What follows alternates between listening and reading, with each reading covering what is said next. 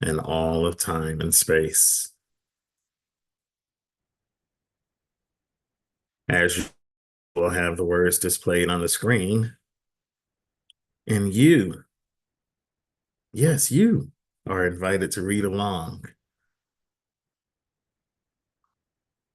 When we're complete, there'll be a space to share your thoughts about which line from the Peace Covenant affected you today. Before we begin, let us breathe together. Just take in a long, deep breath, breathing in contentment, feeling it, breathing it in as the breath of the universe. And relax and release this breath.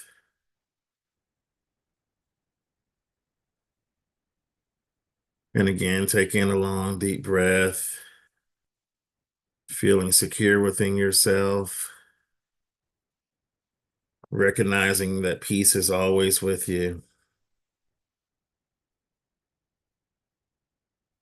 Relax and release this breath. One more time, take in a long, deep breath and feel divine grace flow through every fiber and every cell of your being. And finding yourself still in that peace, exhale this breath as we flow into our reading.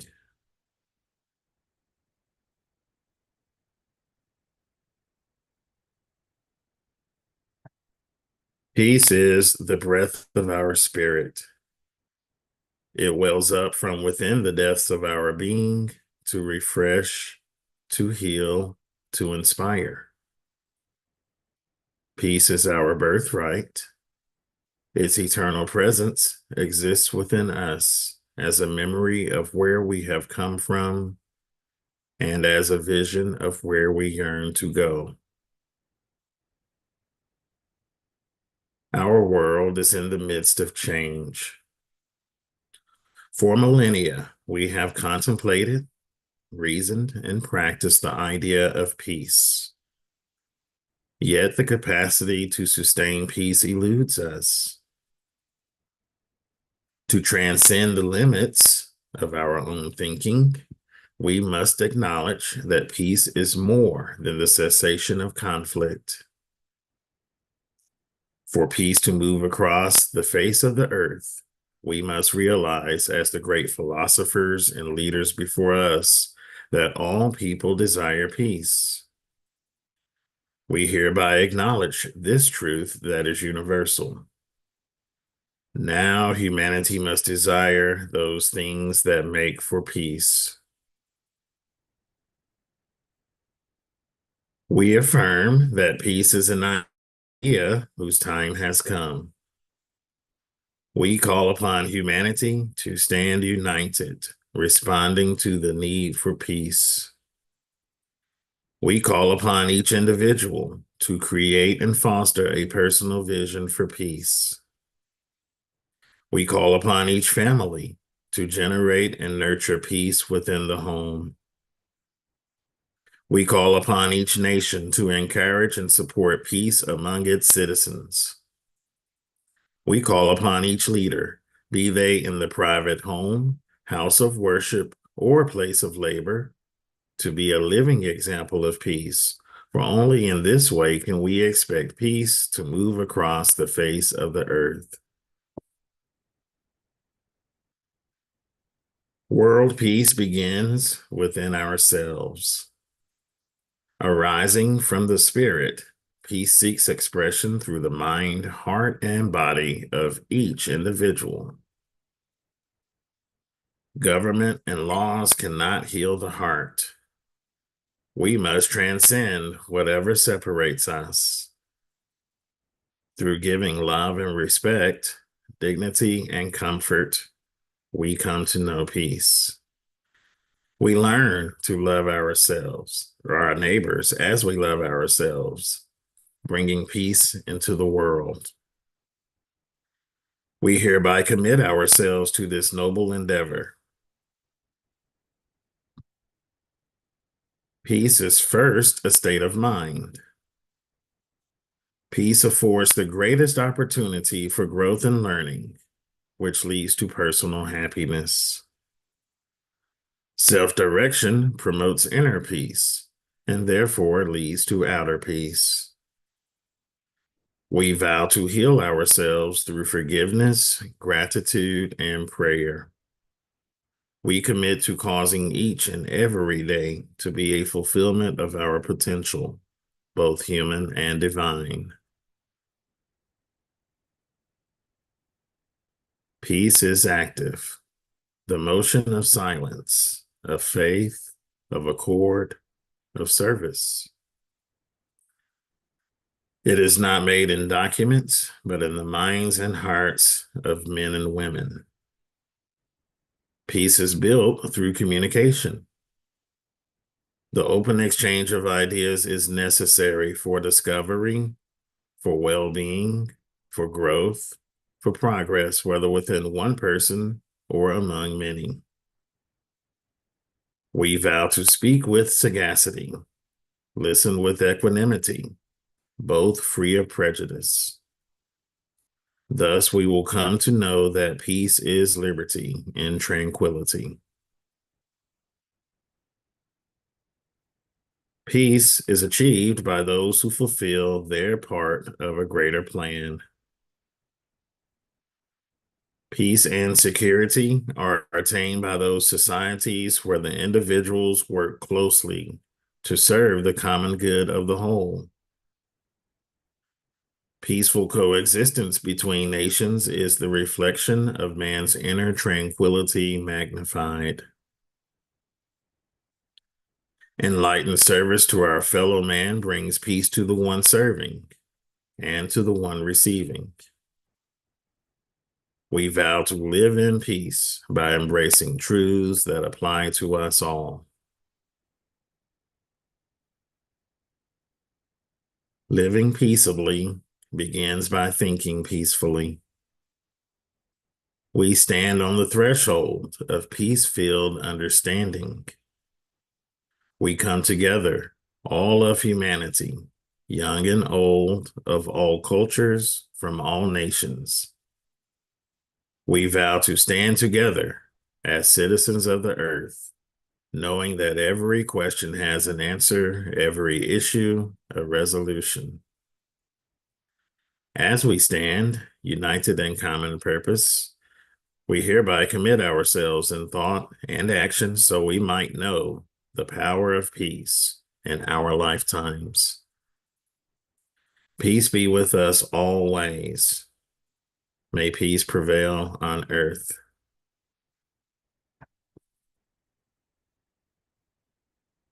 All the energy received is transformed into universal love to heal the people of the earth. All the energy received is transformed into universal love to heal the people of the earth.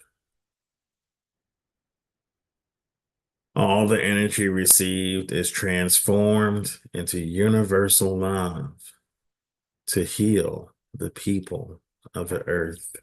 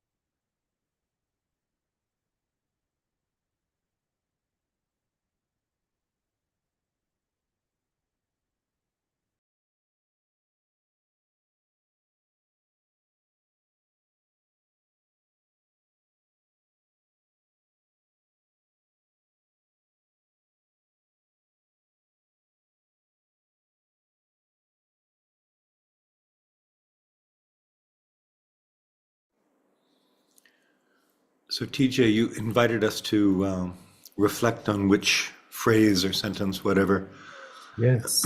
most grabbed us. For me, something that always grabs me, it's got me good today too. Peace is more than the cessation of conflict. Clearly, it's much more than that. But as long as there are wars happening, there's no peace happening. You can have peace inside of you, but I understand that the vision of the peace covenant is more than personal peace, right? I mean, it says several different times. Anyway, as long as these wars are going on, we haven't even come close to succeeding.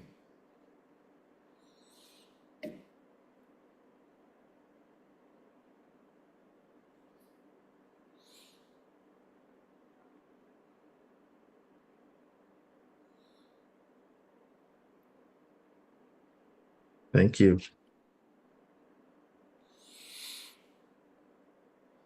There's a line that grabbed my attention so much that I almost misread it. And it's the line about, we learn to love our neighbors as we love ourselves. Yeah. Because my mind is making the connection between the two phrases, because there's an and in there. So we learn to love our neighbors, we learn to love ourselves. It says as we love ourselves. So to me that's a profound statement. I remember learning it as a child, uh, and to me at that time it meant that the neighbor part came first. Like, oh, we have to learn to love our neighbors, kind of like we love ourselves, right? Like at least as much as. But what if I reversed it and said as we learn to love ourselves, we learn to love our neighbors? Because that has actually been my experience. The more that I acknowledge the things within myself uh, that I love or want to improve or any of those things, the more that I recognize and extend that grace and love to my neighbors. So that's the one that grabbed my attention this morning.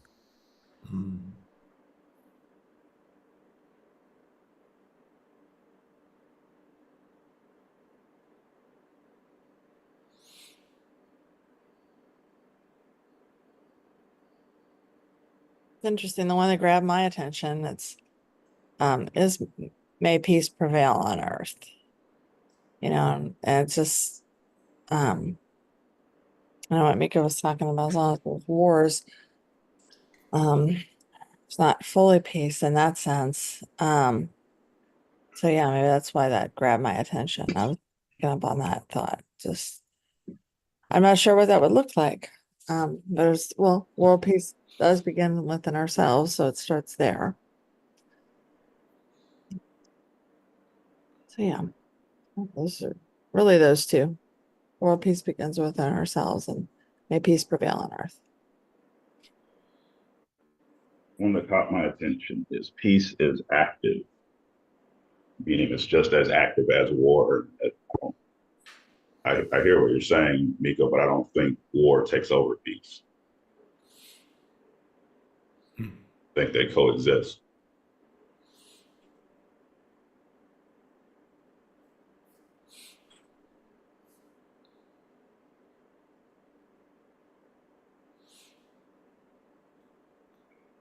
Terrence, that's always been one of my favorites. And then the line following, peace is active, the motion of silence.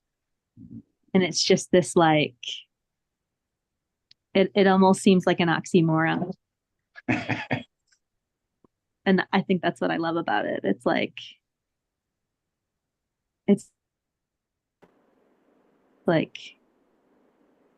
yeah, it's a good one. Keeps moving, the action continues. The motion of silence. It is interesting because when we think of activity, we think of movement, but when we think of silence, we think of stillness. Right. I do love Motion. that.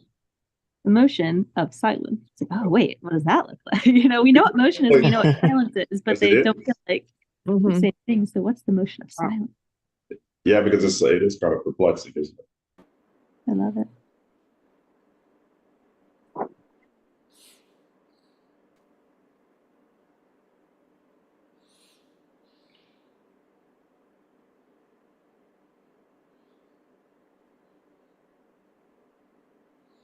The same line was sticking out to me today, Terrence. Oh, it was the whole line. Mhm. Peace is active, the motion of silence, of faith, of accord, of service. And I think that's what everybody really has spoken to today in their own way. And to me, it's the Om experiment, which I'm in the middle of 38th day now. It's a 108-day stretch, the spiritual practice. And that's to me what the Om is the activity of peace. It produces the silence, not silence, the silence within the self. And that's what most people call stillness, I think, maybe. Someone gave me a plaque that said, peace is not the absence of conflict. Peace is the presence of God. And when you spoke, TJ, it reminded me of that because just this week, I love this, just synchronicity, right? Just this week, I was reflecting upon, because every morning we read this and we have that line about loving your neighbor as yourself. And I've invested a lot of time and energy in working with people, what yourself is. It's not narcissism, which some people, that's the open door for people come in. Loving yourself is actually the ability to fill yourself with love. And so the practice of loving your neighbor is, as you said, it's filling yourself with love. It really has nothing to do with your neighbor ultimately. It has to do with you and your rightness. And what came upon me this last week, which you will appreciate, TJ, I think, is going back to the original scripture from where I learned that, which is from the New Testament in the Bible. And it is the master teacher, Jesus, teaching. And before he says that about loving your neighbor as yourself, he says that there's only 2 commandments. That's the second one. The first one is what starts it all. And if you miss the first one, then you miss everything else. And the first one is to love your God with all your heart, all your soul, and all your body. In other words, complete commitment to what I understand as self, the true self. And self is everything that's living to me. And so when that begins everything, then from there pours the love, that peace. Even when there's conflict, when there's indecisiveness, or when there's different wants that come up and all that kind of thing that eventually turn into wars. When you were speaking, Miko, it reminded me of the reality that the war thing is a machine. That's the thing I think that most people don't like, that they really, the tolerance for that is decreasing. To support that, to be involved with that. And we're not as willing to do that anymore. Because it all comes back to conflict inside me. I have to balance my accounts here, lest I go to war with my neighbor because I've forgotten about love.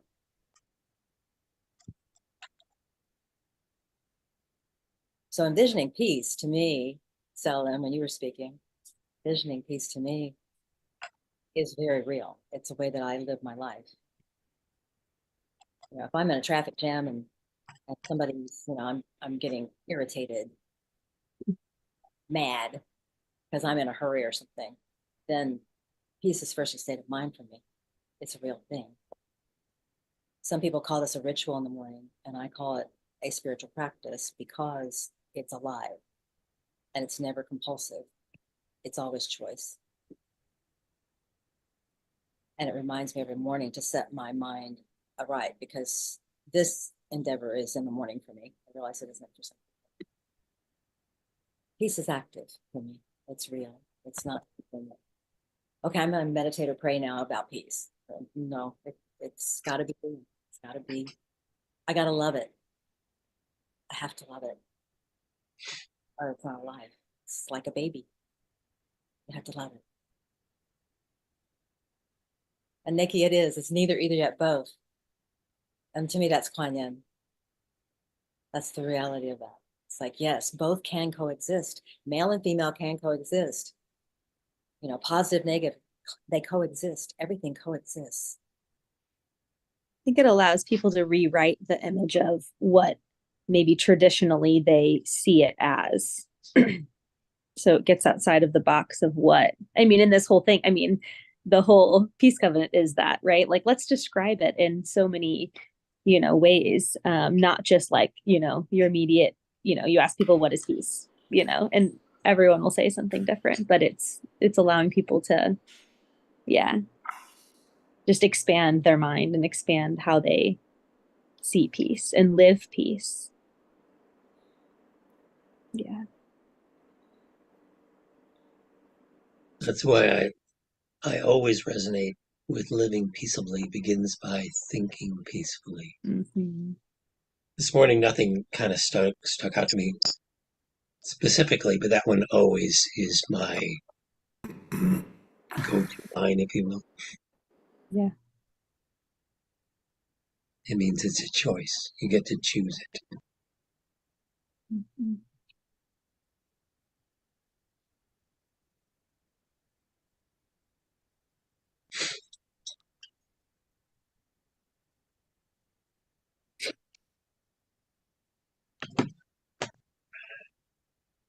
Thank you for your invitation, TJ. I've Yeah. heard you for it other Saturdays and no one really took you up on it. And today, Yeah, Miko, thanks for getting the ball rolling with that. He's like, you asked a question and I have an answer. I love. Thank you so much for sharing. That it means a lot to me because you know, we read this document every day, and as we do, you know, it gets into us. You know, just like when we're doing the breathing, we feel the divine grace flowing through every fiber and every cell. Like these words are flowing through every fiber and every cell, and it's an expansion when I can, or when we, you know, collectively can receive from each other what that energy is doing in us, because that's what we're expressing. Yeah. that's love. Yes.